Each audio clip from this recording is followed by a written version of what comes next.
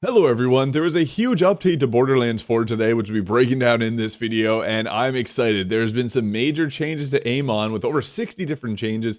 As well, every single Vault Hunter in the game ended up getting some buffs. It's nice that they learned from Borderlands 3 and are not nerfing things right off the bat. But first things first, I want to show off the Maurice location for this week. So it's right over by the Fortress Indomita here, and you're just going to come down to this location right here, just around here. And whenever you come into this location, the first thing you're going to do is run on through this village here. You're going to do some fighting, and then you just want to climb up onto here, and it's just going to be right inside. And there's also a bit of a chest there. Now, I unfortunately didn't get that many great items there, but let me know what you got. So I guess that's the first thing I just want to mention, just right here. Now, first, I'll just briefly touch on the Harlowe changes, as she didn't get that many changes here. Now, Harlowe is possibly the most overpowered character in the game, getting the most powerful ability I've ever seen in a Borderlands game with the neutron capture, but this aims to increase her 0-point action skill here, giving stasis damage increased by 30%, which is quite a notable buff, as this was what I found to be one of the weaker feeling skill trees, and stasis immune damage is increased by 14.7%. I think this is actually a really nice buff, brings it up to some of the other skill trees that she does have. Now, Rafa actually got some really nice changes here to his blue skill tree, which I was actually experimenting with a bit, and it did feel a bit lackluster in terms of its damage output compared to the other skill trees, his Peacebreaker Cannon's red skill tree being absolutely just insane in damage. So first off, the Apophis Lance here gets a 10% boost to its overall damage, and he actually gets a big boost to his overall capstones too, with the Project Raiju getting an increased damage, scaling up 12% now per second, up from the 10% it previously was.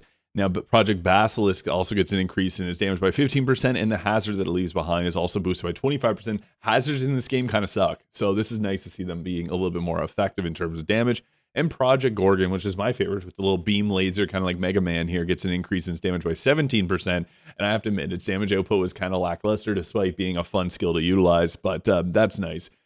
Now, it also got changed to the El Catrin here, which gives you increased critical hit damage after you slide, and they changed this from 7% up to 8%, which is nice. And the bonus shock damage is also changed up to 8%. And then also, Per My Last got a change from the double damage chance increase from 5% to now 6%. So whenever he deals damage with an action skill to an enemy, he gets a chance to deal that damage again. I was going to say, this actually was a pretty, unfortunately, bad option. So now it goes from 25% to 30%, which is a bit of a change. Even though his damage was not great, it's now up 17% as well. So I think this is actually kind of a nice change overall.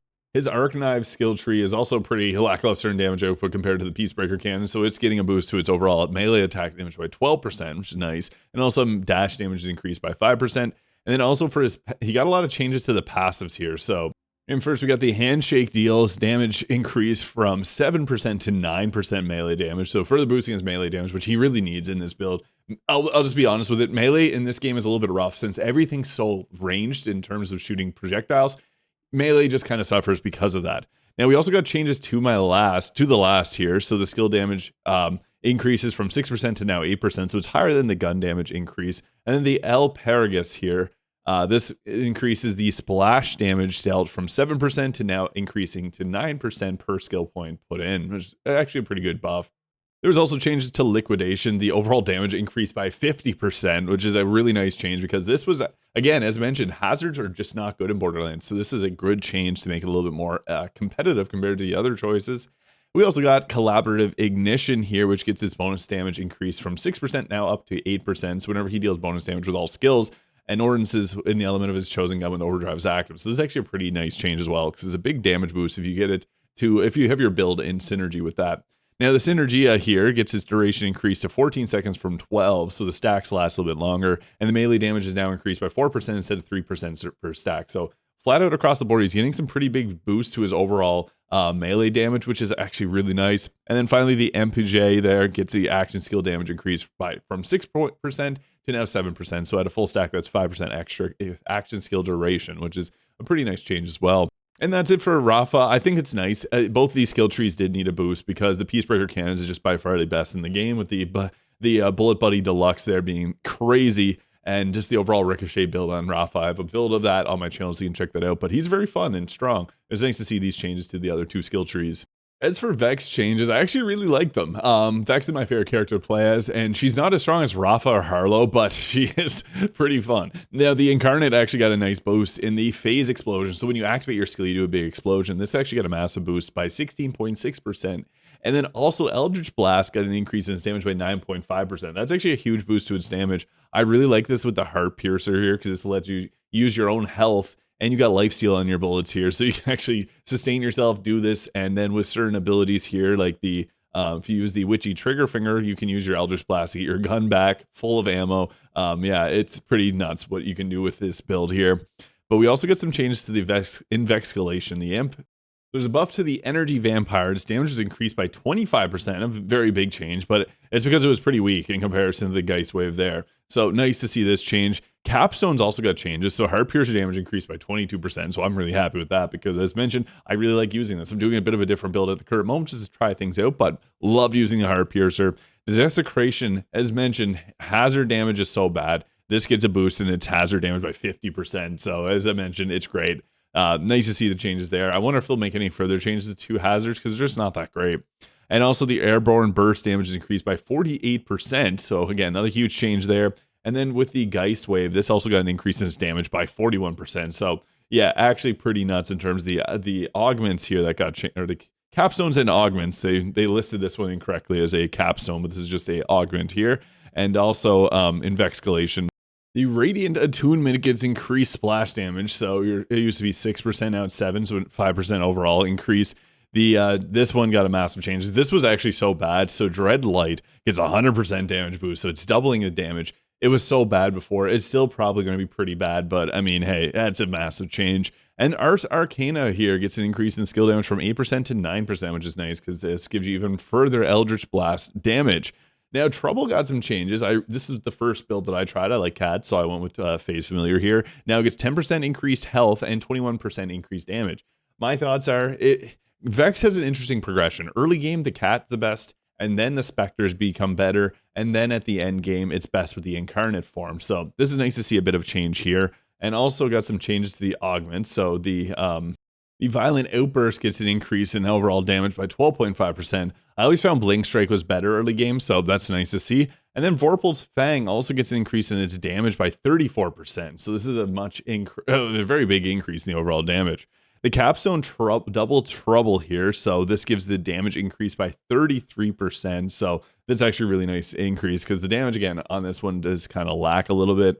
There's also changes to Blood is Magic. So now it used to be 7% per action skill. Now it's 8%. So it's another 5% increase overall.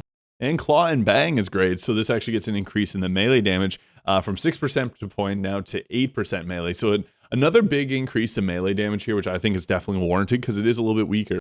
And for the fourth seal, her blue skill tree, there's a change to the Fell Inscription here. So now you get 7% extra melee damage per point. So again, this is an early investment. So a nice 5% boost overall melee damage. This is pretty great. Now, Recurrence also got a change here, so melee damage increases by 0.2% per stack, so overall melee damage can get boost up to 50%, previously it was 40%, so that's actually a really nice change as well. And then on top of this, the Harasplex Dagger, so these are cool, they got increased damage by 11%. I actually am using this on this current build because it's kind of funky how it works with, like, you got the Curse Blade and the Harasplex, and you can throw multiple of them out at a time. The damage from it is pretty fun overall, so yeah, they did make many changes to this skill tree because the Spectres and Reapers are pretty good in the early game, mid game. They do fall off a bit later into the end game. The Cat needed the changes, and not really major changes to the Incarnate, but they boosted Eldritch Blast, which I think is a decent choice because you're mostly using Eldritch Blast just to use your Witchy Trigger Finger to be able to get your bullets back on your gun. So nice to see that all come together differently. Also, I guess I should mention that the Driller's Hole is the new big Encore for the week, so you can come check that out. It's one of my favorite bosses to farm because it drops Katagawa's Revenge. Now, Amon is a ton of fun to play as. The Scourge skill tree here gives him a lot of defensive abilities, and it's also frost focused. I like that. The Calamity and the Onslaughter with the punching Forge Fist is actually a lot of fun too. And what's cool is you can actually utilize some of the abilities here and get a lot of synergy out of them together. And finally, the Axe skill tree is really fun. You can instantly freeze enemies, but what's great is he got buffs across the board here. So I'll cut this one off a little bit, but it says the maximum vengeance is increased by 50%, being able to absorb more damage, deal more damage to the Forge Wick, Blend, Consume. So when he activates his skill, he has the Forge Shield that he pops up, blocking all frontal damage, and it only had a maximum amount of damage that could absorb of 13, or previously it was a lot less. Now it's increased by 50%, which is a massive boost, because I found whenever you pop the skill, you would drop your shield immediately almost, but you get a damage reduction whenever you utilize this skill, and it also increased the Forge Whip damage by 27%. which the Forge Whip actually does pretty good damage. I like that change. It's pretty useful. Now the augments, all the augments actually got changed. So Blast Chill got its damage increased by 45%. That's huge. But then we also got the Molten Rebuke here, got its damage increased by 86%. That's crazy. Eternal Winter, which is my favorite one here, got its damage, Forge Wave damage increased by 100%. This is only on the massive one, so you do an attack, and then the third one it shoots at a bigger one, and this now gets 100% extra damage, which is actually huge. So that actually translates to like almost like a 30 to 40% damage increase. Stormlance got a change. Its damage is now 52% more, and then Stormlance Detonation damage increased by 10%. So that's actually huge. Big buffs across the board, 45% being the lowest and 100% being the biggest. Yeah, that is crazy. We also got changes to the capstones in the Vengeance skill tree. So the Glacial Rupture, with this one here, it now has a 60 seconds cooldown down from 70. It's cool. You slam down and make a big wave, a fissure in the ground. It's good to get a cooldown reduction. Forge Whip damage is increased by 16% as well. And the Glacial Rupture fissure damage increased by 41. This was kind of like a hazard again, so it's hard to land it. But big boost, especially if you use the Eternal Winter, which is what I like to use alongside the Glacial Rupture. Massive change to the overall damage you'd be dealing. And then the Wrathfall got its increase in damage by 46%. That's another huge change as well. 45-second cooldown, 60-second cooldown. These are not things you're going to rely on too much, but they're nice changes nonetheless. And there's a lot of changes to the passive. So Scorch Kairos got its damage increase from 5% per stack up to 6% per stack. So it's another 5% total damage. Battleborn gives us an increase in the overall gun damage by 4% when your health is full instead of 3% per point. So another 5% boost overall. The Scar Tissue here gives you an increase in your overall action skill duration by 5% per stack instead of 4. The World Breaker's damage is also increased by 50% overall. This is a ground slamming attack. Ground slams are fun in this game, but they're not too good until the very end of the game. In specific builds, this actually boosted to make it a lot more viable here. The Winter's Kiss also gets an increase in the overall damage up by 10%. So yeah, that's an extra 10% total damage. It gives you 2% extra per stack. So it's potential 50% damage instead of 40% boosted whenever you take this. So that's a really nice change. And finally, we got the Strike the Anvil, which has a deal of now actually a pretty big change. So it was 12% per point. Now it's 15%. So 3% increase overall. That's 15% extra damage total. Actually a massive buff. So whenever you deal action skill damage, he consumes a stack of the Shock Affinity to deal an elemental bolt to strike the enemy. It's not like the most powerful skill, but that's a big boost to the overall damage overall, which is nice to see. Now the Crucible got some changes. This one's really fun. You get to throw axe around like your Kratos. It gets the increased damage here now by 12%. And the double-edged twin forged swords is one of the skills that you can choose here. And it gets a change now if you choose a Blade Tempest. So these now increase the damage of the swords by 10% per stack as well. So actually a lot of changes throughout this skill tree. So Axe and Stone's cooldown restoration is increased from, it was 33%, now it's 40% whenever you utilize this. And the Ordnance restoration is also increased the same from 30% to 40%. So 7% increase in the overall augment. That's really nice. The Endless War gets the gun damage increase from to 20% from 15 per stack. So you can actually do quite a bit of damage on primed enemies whenever you got this built up. So that's actually a nice overall boost to his overall damage. And the Hour of the Hammer gets its damage increased by 14%. Blade Tempest gets a Forged Sword's damage increased by 13% as well. And the Blade Tempest damage detonation is up by 4% as well.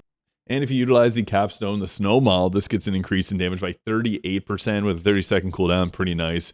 Storm Surge, the strongest one I found, got an increase in damage by 10%. And the Forged Storm damage is increased by 60%. This is another like hazard type, so it is a little bit, it's a nice change, I guess, but a little bit harder to land that type of attack. And then Flangarang here gets its fire trail damage increased by 100%. Again, another hazard that's not that great. So overall, a lot of really good changes here. And the Cybernetics tree gets many changes to its abilities here. So the first one, I guess the Gathering Storm gets an increase in the damage. It's now 3% per stack instead of 2%. So that's actually a massive buff because you can get you can have 3 stacks of this, and that's an extra like 15% damage there. Pretty crazy. Executioner increases critical hit damage by 4%, up from 3. So that's another big boost to your overall crit damage. Then the Destructive Engine gets a boost in its overall forge skill damage now it's up to 6% instead of 5% of forward skill damage, and the detonation's up to 8 from 6. Then we also got the Tempered Pyre, which, a little note here, the Tempered Pyre can actually activate some of your other skill trees. It counts as melee damage. And what's cool is, just a little heads up here, whenever Amon deals melee damage, there's a chance to activate kill skills. There's some synergies here, which is kind of cool that I think is pretty fun. So yeah, this gets a boost to its overall axe damage by 19%. And then the Ice Forge Hammers got their boost in damage by, these ones here get an increase in the damage by 18%. So that's nice to see. Forge Stone gets a change here, so the overall damage is increased. The forge damage was 7%, now it's an increase into 10%, so you can get upwards of 50% damage on that, which is really nice. And the duration's also increased to 8% as well. We also got some changes to the Tempered Lightning. Forge damage is increased by 13%. And then down here we get the Lightning Rod, which also gets an increase in the elemental damage to do 40% of the damage, up by 30% from 30%. So that's another huge increase in overall damage there. And then the Honed Point gets a change too. So this one has an increased critical hit chance. Was 4%, now 5%. It's nice. And then into the Heat Exchange here, we got another change and Heat Exchange increases the fire and ice damage by 8%, up from 7%. And also into this skill tree here, Onslaughter got a buff as well, which is nice to see. Onslaughter makes the game feel like Doom. It's actually fun. You get the Forge Fist, you fly around punching people. It's really great. But this gets a shield regeneration increase of 15% per second, up from 10%. So whenever you activate this, you do get the shield regeneration. And that's a nice change. So 15% per second is actually quite a huge buff when you consider how fast you can go down if you don't have this up. And the Rocket Punch damage was increased by 78%. It was pretty weak, so that's a massive buff. So I previously posted a build about this. It's now way stronger. Molten Slam now has a 60-second cooldown instead of 80 seconds, and the Molten Slam damage is now increased by 50% as well. So this action skill made off really well. 78 and 50% damage boost increase is crazy. Now, there are some changes to some of these augments here. So the Fell Frost increases its damage by 71%. That's crazy too. The follow-up damage, nuts. And then also the Fumulating Fist gets an increase in its damage by 69% also. That is huge. Previously, the Force of Nature is the one that I've always used in builds, and this is nice to see it utilized a little bit more effectively here. And yeah, typically you'd build into the skill tree to get Stormcutter and take Force of Nature, so I think that that's a nice change overall. Now, Calamity got some changes to the capstones too, which is great. So with the Horror Cleave here, it now has a 55-second cooldown instead of 65, so 10 seconds less. The damage is increased by 11%, and the detonation damage is increased by 18%. Molten Royal now gets an increased skill cooldown from 80 seconds to now 70 seconds, so 10 seconds less. And then Stormcutter also gets that 10-second cooldown reduction, and the damage is increased now by 65%. So this is actually a pretty big change. And what's cool is whenever you deal shock damage, you can take this electrical fire here. So it shocks them and then applies a burn onto them as well. This becomes pretty fun overall. And the passives here, we actually got some nice changes to the overall passive. So the Heavy Plate, now it gives you 7% shield capacity per level. So this gives you a total of 5% overall, which is really nice. The Wield the Storm status effect damage is now increased to 7% per point, up from 6. And this is one that I utilize too, so that's a really nice change. The Titanium Knuckles got increased in the melee damage to 8% instead of 7, and 4% to skill damage, up from 3. The Harbinger skill gets an increase to the overall melee damage, so 2% per stack now instead of 1%. That's actually pretty crazy. So you can get 5 stacks, and the damage potential from that is literally doubled for your melee damage. It's great to see. There's also some changes to the Mortal Flare here. It gets the damage increased by 22%. And then finally, Judgment now does 10% per point instead of 8%. So a total of 10% boosted overall damage. Yeah, lots of changes to melee across the board for all builds, but that's what we got for patch notes this week. Again, just want to mention that you can fight Moxie's Encore right here. And there's also that I showed at the start of the video where you can find Maurice's area there. So let me know your favorite change that got added to this new patch for Borderlands 4. I'll be posting an Amon build later today because I think these changes are quite nice. Let me know your thoughts in the comments. Hit the subscribe button below if you enjoyed, and we'll catch y'all in the next video.